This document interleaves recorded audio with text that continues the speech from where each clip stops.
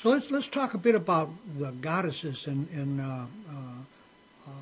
maybe a bit about astrology and tarot and how you see that. You know, the way you did this was really interesting and unique, where you have 366 goddesses. I had no idea there were that many goddesses that you could draw from. How many are there? Do you know? There's thousands. I was absolutely stunned, and gods as well. Thousands and thousands. I had no idea. That's a comment people often make, because in school we may find out about some of the Greek gods and goddesses and Egyptian gods and goddesses, but really most people in mythology or whatever studies, literature, don't learn about this rich mythological and spiritual tradition that exists in many cultures. I was very surprised. Well, they also use the word there that we tend to think of as an untruth, myth, but the truth is that I believe that's mouth. That's right. And what that really is, just talking about the oral tradition, as the story is passed on.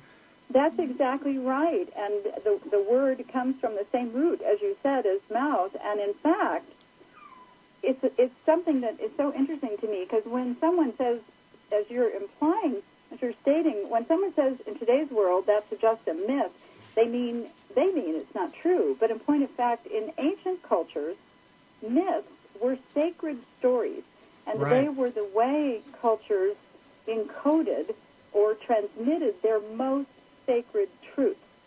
So once upon a time, if somebody said myth, it meant something you paid attention to. And well, I think Joseph Campbell was the first guy who really got into that and really gave us some stuff to think about as far as myth and the gods and goddesses and the impact on our life.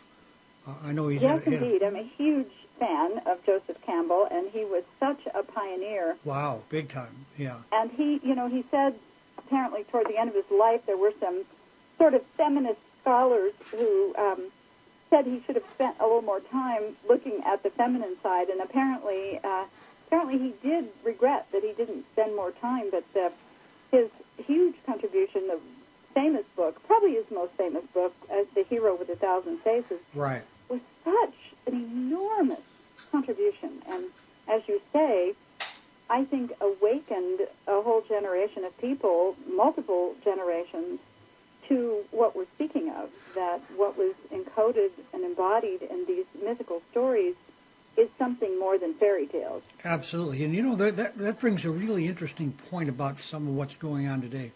The Republican Party is really working at getting rid of the public radio station and PBS and the public TV station.